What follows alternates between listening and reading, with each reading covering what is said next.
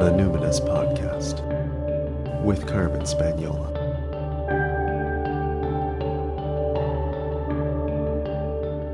Hello and welcome to the Numinous Podcast, where we have interesting conversations with everyday folks about the mystery of life.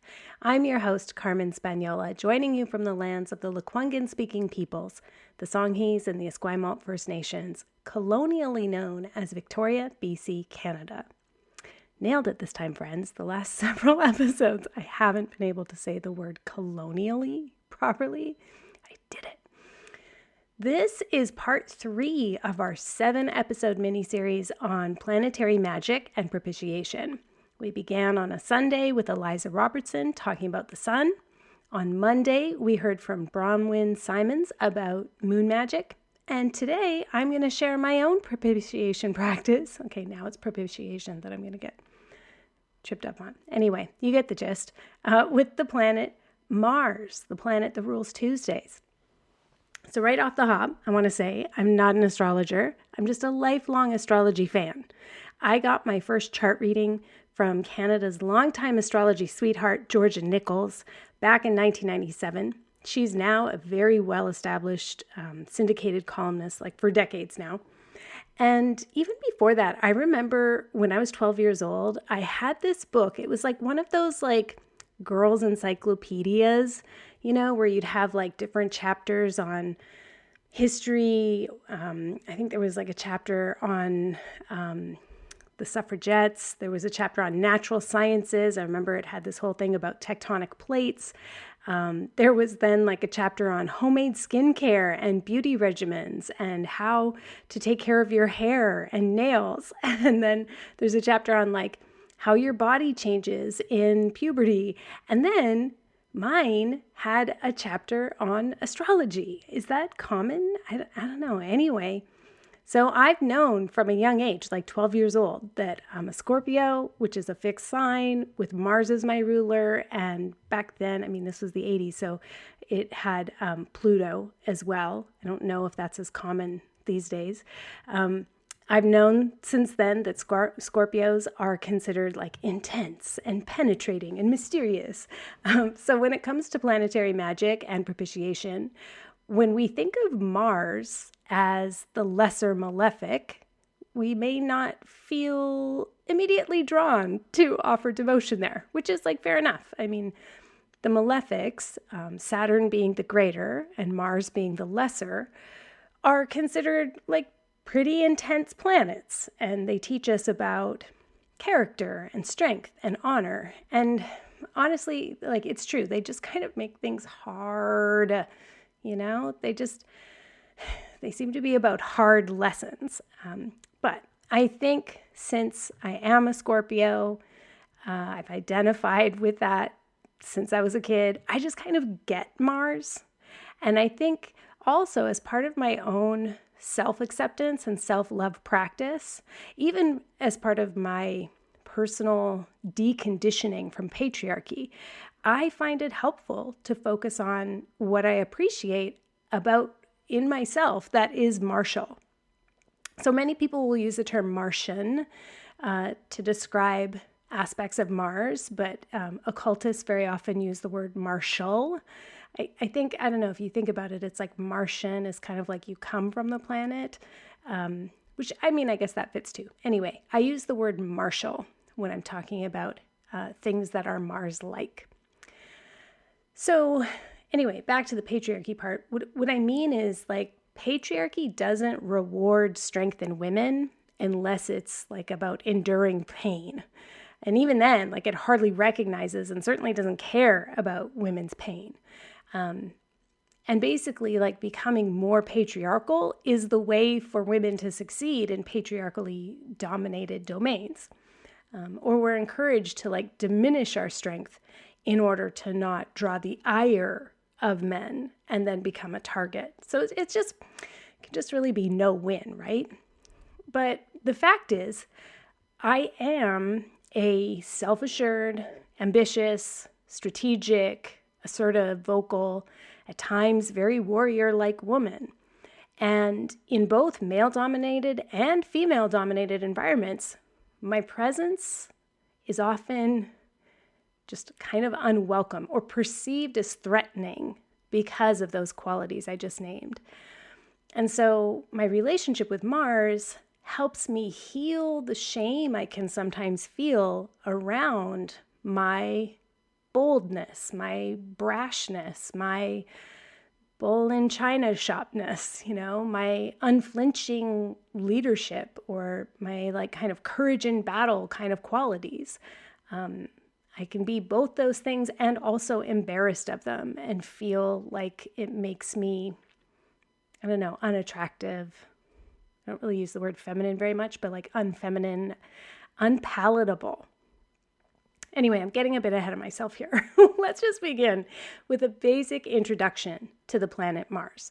So as I said, on Tuesdays, we worship Mars. Mars is the planet associated with strength, victory, personal will and willpower and personal power, pure, raw life force energy.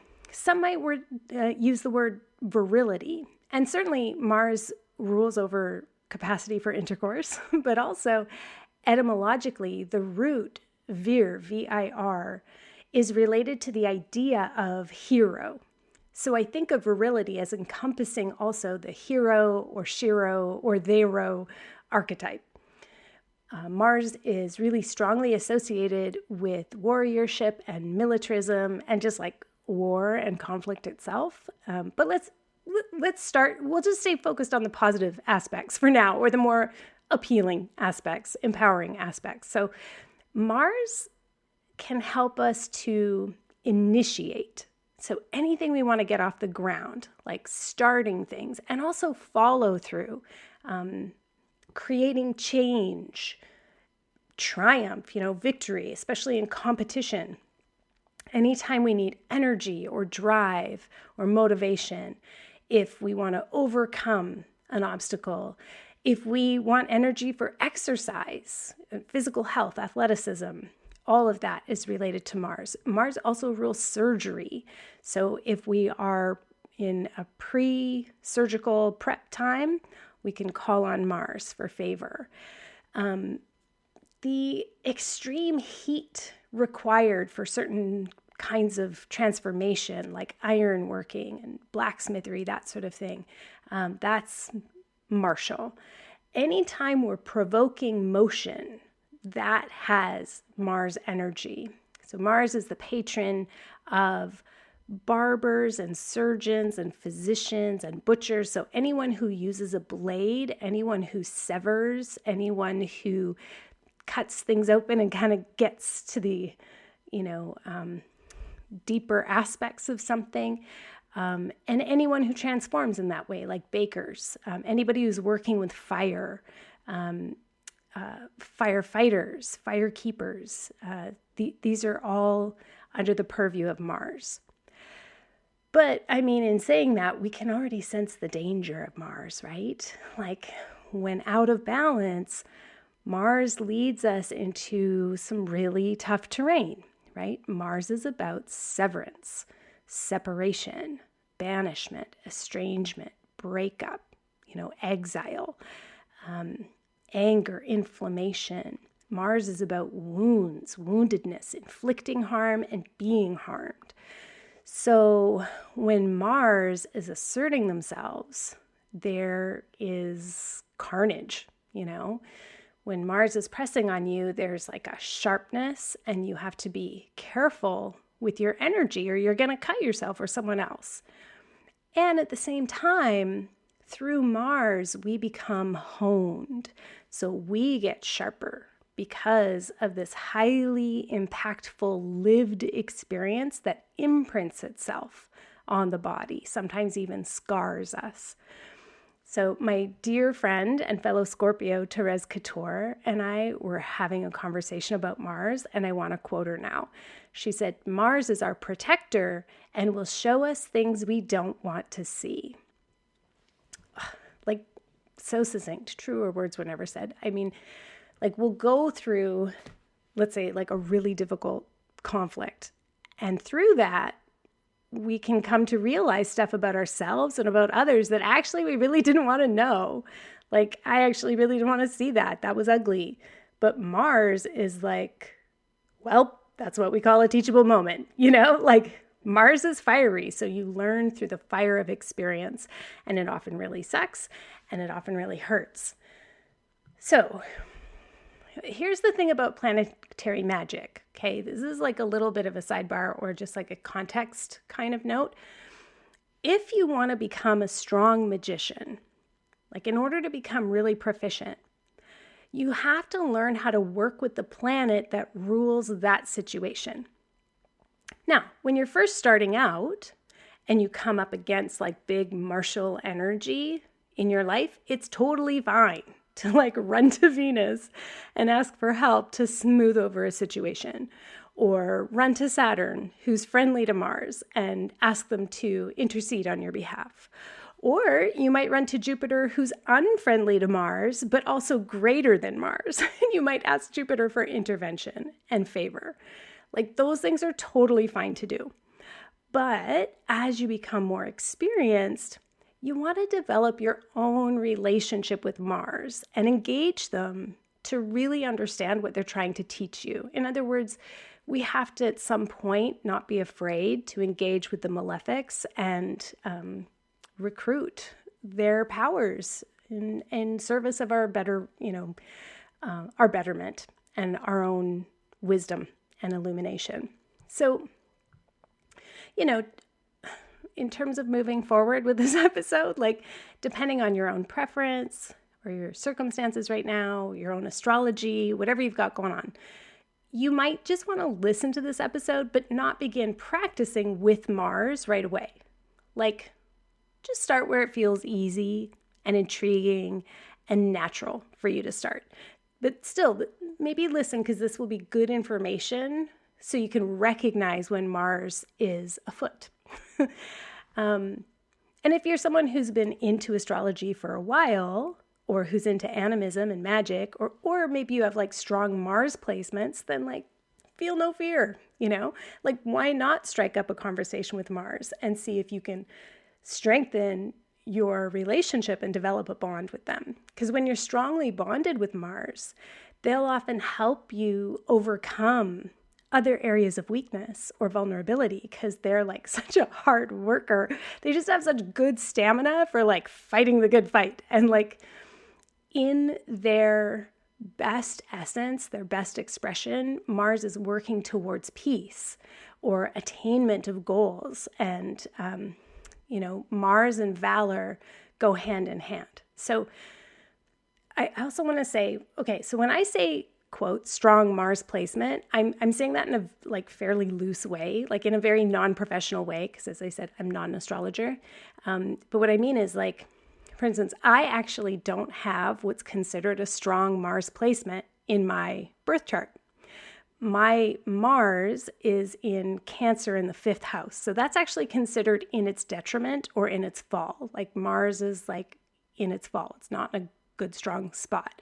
So Mars in Cancer is like, I'm going to express it just for me. It's very sensitive to humiliation in relationships. And that sort of goes against Mars's usual kind of ease and like shameless self-love and shamelessness in general. Like they're not usually prone to humiliation, like they're kind of the opposite.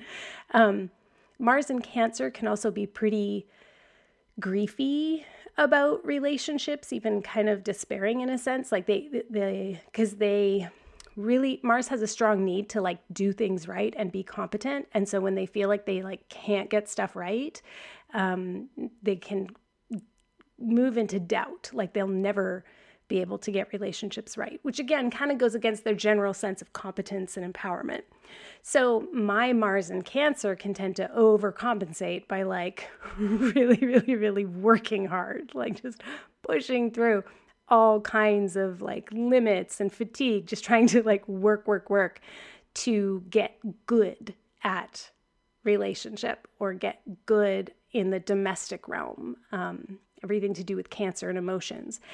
And so so that can create this dynamic where like a Mars Cancer person can suddenly kind of flip a switch and be like, wow, so this isn't working. And then they withdraw into their little crab shell house. And it's like super hard to get through that shell, that armor. And you like don't get a lot of chances with Mars and Cancer people. So from the outside looking at that, it can seem a bit erratic, right? Because it's like the person in relationship with them is like, what do you mean we're done? I thought we were working on this and we were making progress. But like the Mars and Cancer person is actually all along feeling like no real progress, feeling like shit about themselves. They're trying to like suppress their own feelings so they can just fix a situation and things get pent up and then just like explode, right?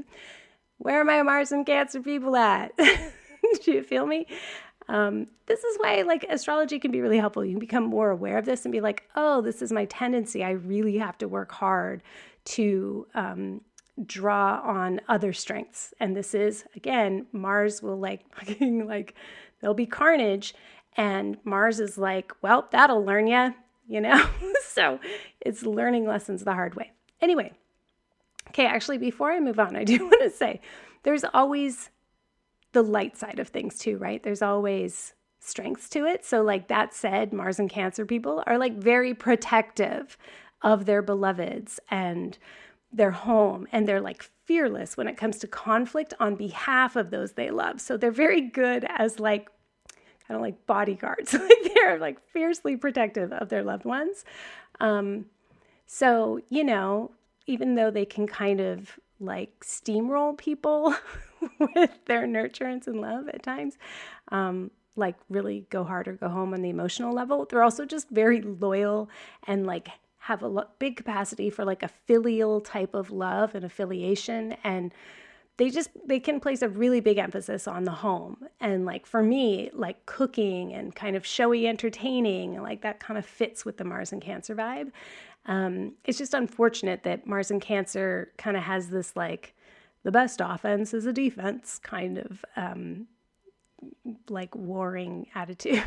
And I think it just plays into my old avoidant tendencies, which is like not great. Anyway, I am Scorpio, so I have a natural affinity to all things martial.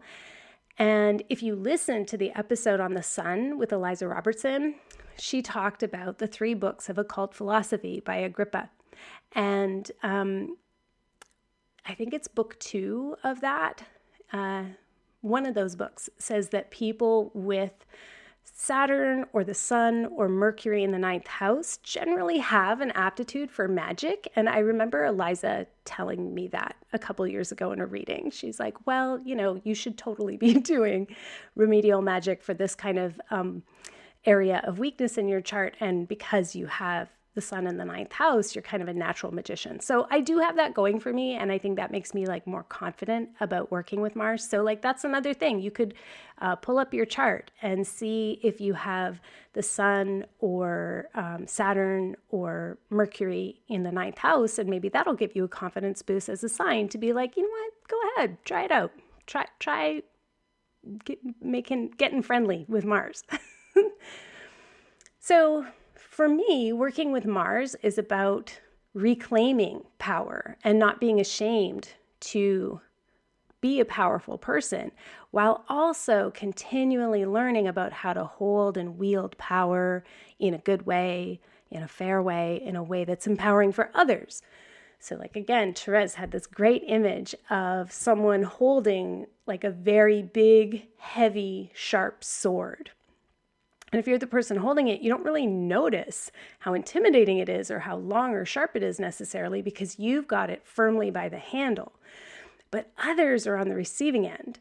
And like all you really have to do is just like vaguely gesture in their direction and it can provoke a threat response. So you have to be aware of what's in your hands and like tracking where everybody is in proximity to that and what it's like to be on the receiving end. It's really a journey of self-awareness. It's not about making yourself smaller, though there are definitely times when we need to be aware of our power and our privilege, and we definitely need to cede some space, especially if we're white-bodied. We need to take up less time and energy and attention.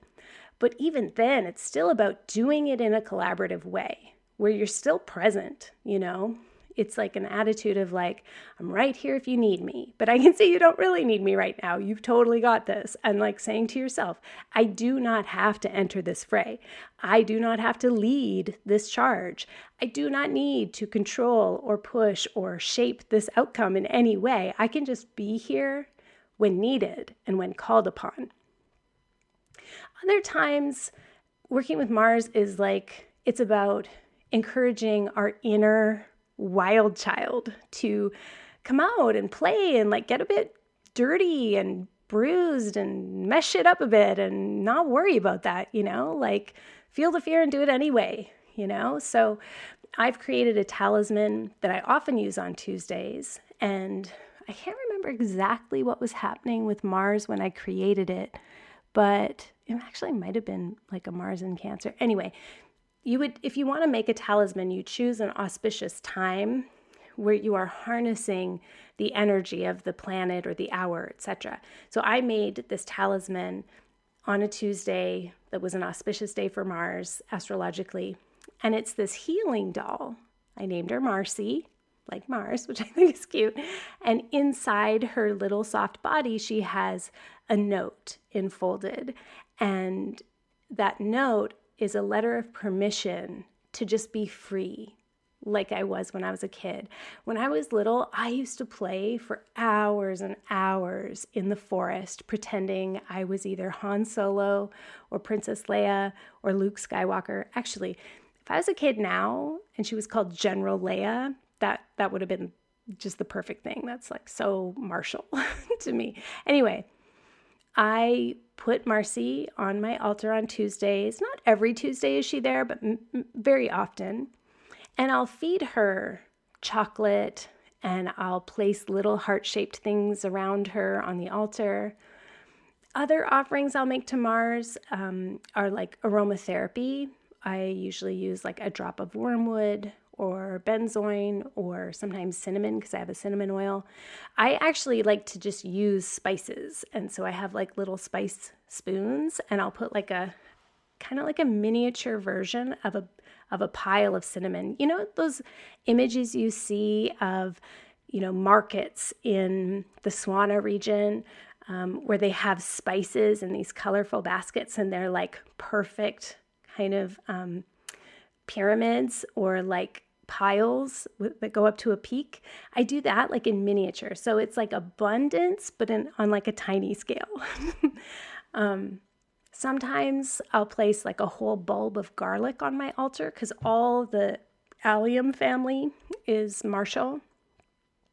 Sometimes I offer nettle tea because anything with like thorns or anything spiky or anything that could like cause a rash or swelling is martial as well. And nettles are also very connected to my Scottish Gaelic lineage. So I see that as an expression of strength. And although in the tarot, it's the Emperor or the Tower card of the major arcana that are usually associated with Mars, I actually have a deck that features the god Ares, so the Roman correlate to Mars, as the Chariot card. And so I often use that card on my altar on Tuesdays because it just so exemplifies like that raring to go kind of energy that Mars has. Sometimes I also just write a word, like I'll write the sigil for Mars, or I'll write the word valor on a piece of paper to signify that I would like the best parts of Mars to come forth. Valor was another name for a war goddess who was also sometimes called Harmonia. And Harmonia was more the facet that's the embodiment of agreement. But the idea is that Mars is at its best when it's working hard for peace and harmony. And those like sort of the strength of Mars works best when paired with the virtue of valor. Mars is like definitely also about passion. So anything that's like hot and spicy and frisky, that's appropriate as propitiation. So like, tomatoes, chili peppers, if you have dark chocolate with hot spice in it or that sort of thing, but also like things that would bleed out on you, like raspberries. Also like passionate, hot sex, right? Sex. That's my shout out to Instant Canadiana classic show, Letterkenny. That joke is more funny if you know Letterkenny. But basically, yeah, Mars. Butt stuff.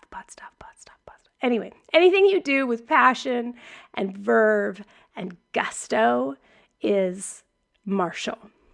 Also, strong libations. So like a shot of bourbon or Fireball, sweet sipping cinnamon whiskey. I think that's like an ideal offering to Mars, in my opinion anyway, because Mars likes anything that's like bitter or sharp or burning. But I think, again, if you can just like put a little bit of sweetener in there, spoonful of sugar helps medicine go down. It's like a nice way to temper Mars's fiery nature. So Fireball for sure. You can also put stuff on your altar, anything like made of iron. If you have like maybe vintage or antique iron nails, that would be perfect. Anything that kind of signifies like blacksmithery. Stones like garnet and carnelian, red and yellow jaspers. The ancients also connected Mars with the woodpecker, and I'm lucky to have some really beautiful, fiery orange colored northern flicker feathers. So that goes really well. Also, wolf and goose, the dog, the stag, male goats, again, that kind of virility thing. There's also an interesting thing with horses. So Mars definitely, because horses would be used with like chariots and races, anything that demonstrated competency and strength. But there was this special sacrifice performed mid-October in ancient Rome, which denoted the end of harvest and of military action. So that it kind of linked war and agriculture. War and agriculture, those seasons like March, Mars's month, to October, those two aspects of life were connected. And so Mars gets sort of brought up with agricultural rights. And in October, this was like the only time that Romans really sacrificed horses. And then there would be like this big fight to see which part of town, like which of the different neighborhoods would get the honor of having the head of the horse. So it all sounds like pretty gross. It's not like the part of Mars and horse that I tend to want to connect, but I think it does say something about how revered the horse was. Normally, the Romans would just sacrifice like normal, everyday domestic animals. So when they did something where it was like a very special, revered animal, they would only do that for a god that was, to them, fearsome and important. So also, though, interesting, related to Mars is like any nuisance insect. So like fleas, mosquitoes, black flies, all of those things are also connected with Mars. And I think it gets to that like tenacity, all birds of prey, all carrion eaters, those are martial, so vultures particularly, but also eagles, plus ones like kestrels, kites, and any bird that like emits strange sounds, that kind of show that they are beyond just being a bird. So like ravens and crows, those are connected to Mars. And from the sea, it's like stingrays and mullets and pikes. So those are, are pikes? Those are from lakes, aren't they? Anyway, I don't know that much about fishing, but that might be relevant to you. Other symbols could be like helmets, spears, armor, chariots, The laurel garland, Mars in different centuries was connected with warring for peace. So there would be like the peace garland of the laurel, which would sort of signify like victory leading to peace. Also nakedness, because nakedness denotes fearlessness and that shamelessness that Mars is so proud of. Any kind of movement you do that's around like leaping, stepping, high stepping, marching, that could be very honoring to Mars. And again, like frisky sexual activity. I'll talk about cutting and severance, I think, closer to the end. So what does my daily spiritual practice look like? So my practice, I used to try to practice in the morning, and now I just find I can't practice then because my brain, that's when my brain is like sharpest, and I need to apply those skills to writing and admin and communication and strategy and organizing. I can't do my spiritual practice first thing in the morning because I need to like harness my best cognitive capacities. So I wait until later in the day, and ideally, if I can, I check the planetary hours. And you can just go to planetaryhours.net to see for your location what time of day the different planets are ruling over. So there's different hours, and it shifts through the week. And so if I can, I'll plan to visit my main altar during one of the time periods, one of the hours of the planet that rules that day. And so what I do when I visit my altar is I switch out the tarot card that overlights the altar for a card that is associated with that day's planetary ruler. So I very specifically pull out usually a major arcana, but sometimes a minor, sometimes a pip. Depends on what's kind of what I see on my Chani app or like what's happening astrologically. But I put a tarot card there as a visual representation of a deity or of the planet for the day. And then I switch out the items on the altar. So that means I might be composting some food that was there from the day before, or I'm taking, a symbolic item back to my apothecary office area in the office. And then I replace it with symbols or, whatever I feel inspired to put on the day as my offering. And then I'll add a drop of essential oil that corresponds to that planet and just turn on my diffuser for a few moments while I recite a prayer or an Orphic hymn. And for Mars, I'll definitely light a candle because Mars is so much about fire. So I'll sometimes say a prayer just extemporaneously from my heart. Sometimes I'll read an Orphic hymn for my grimoire. We'll learn more about that from Kristen Mathis on Friday, what the Orphic hymns are. Sometimes I use incense that I've made, or if it's a particularly special day, or if I'm asking for something, then I'll use an incense that I've purchased from Sphere and Sundry, which we keep talking about them. They are not sponsoring. This is not an ad. I just really love them. What Caitlin Kopuk's doing there. They are purveyors of materia magica, talismanic items for your magical practice. And so I tend to go for the, sometimes tinctures, but usually an incense blend. On that note, I will say I'm actually not usually asking for something.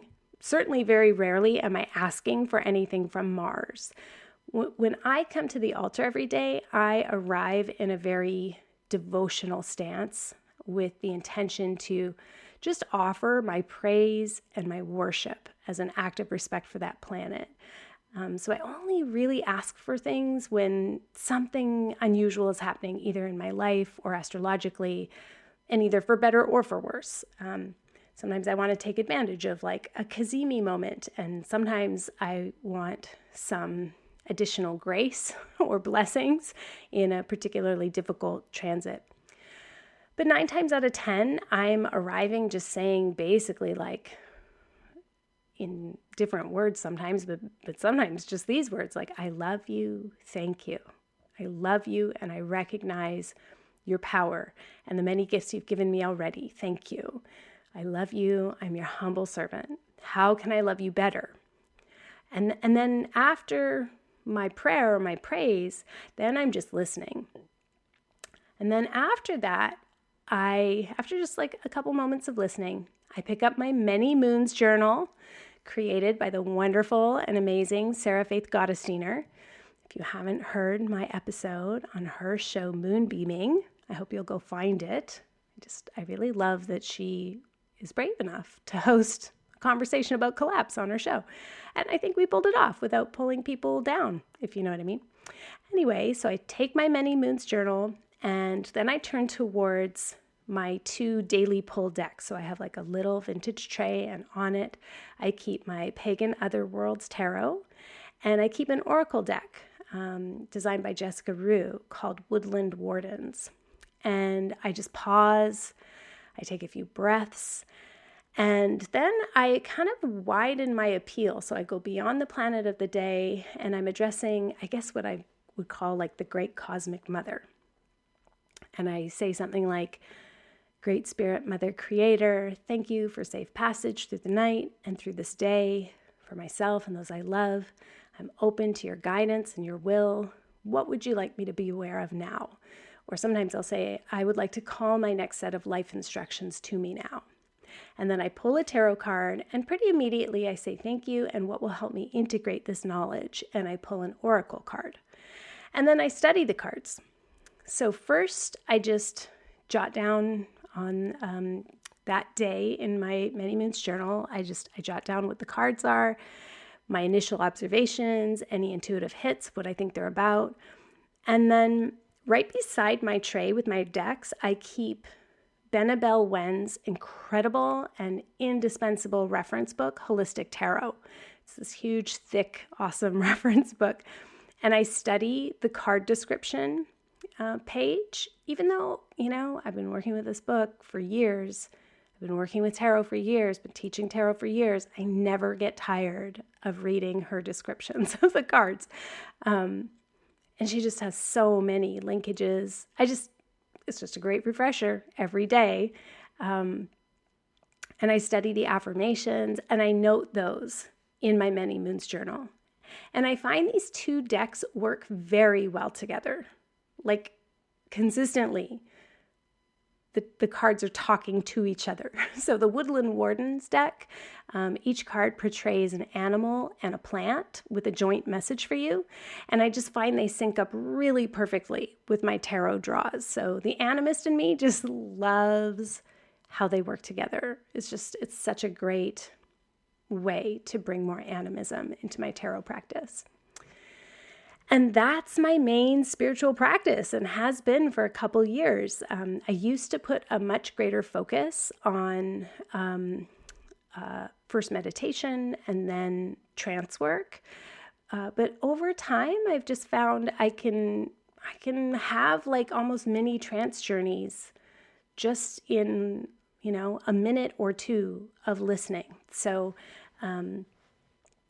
so this has been my main spiritual practice for a couple of years. First, it was, a bit inconsistently for sure. But now, like since the latter half of 2022, just before my book came out, I've been quite consistent. Like I barely missed a day until June when I chose not to take my cards with me when I led Wilderness Quest.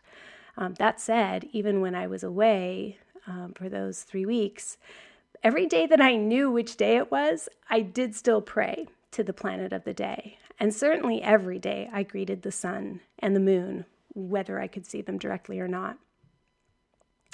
So let's turn to the final question of this podcast, which of course is always the one that seeks wisdom and experience around grief and rage. So I think with Mars, it's obvious how they can support us with rage. Just like get it out of your body. Mars is so boldly in the body and can carry so much rage. I think you got to get it out. You have to express it. So find a safe way to scream, punch, kick, hit, play music really loud, dance hard, Mars is just very embodied and very fiery. So anything to do with burning rituals is very Mars. Mars is also about blades and scissors and severance. So cutting your hair, tearing your clothes, using shovels to dig before you bury something, that all involves Mars. I'm not going to talk too much about ritual scarification or self-injury. But I suppose it's worth saying, like, those two things illustrate the difference. I think, this is just me, and I say this with like such love and resonance and compassion, no judgment. But I think thinking about the difference between ritual scarification and self-harm, self-injury, illustrates the difference between like a well-balanced Mars and one that's struggling. Like, if you have witnesses and aftercare and ceremony and like hygiene and all that stuff around it, cutting your skin could be a really beautiful Mars initiatory rite. But I think if you're alone and pent up and feeling out of control, or are trying to like get bad feelings out of your body by inflicting pain on yourself, which again, full disclosure, I totally get. Like, Mars in Cancer is very self-harmy. So I get the impulse to want to hurt yourself because you don't want to hurt others, but you're so frustrated. I just think it's not a very refined application of Mars energy. But hey, we're all just doing the best we can with what we've got. And I'm sure if you had other options, you would use them. And if you feel like this is the option that feels best to you, I guess I would just say, like, be careful, be safe, be good to yourself, and talk to someone so you're not shrouded in shame, okay? Like, Mars isn't meant to be solo. Mars really is not good in isolation. They like being part of something greater than themselves. So find your something greater. Find your people, find your movement, find your cause.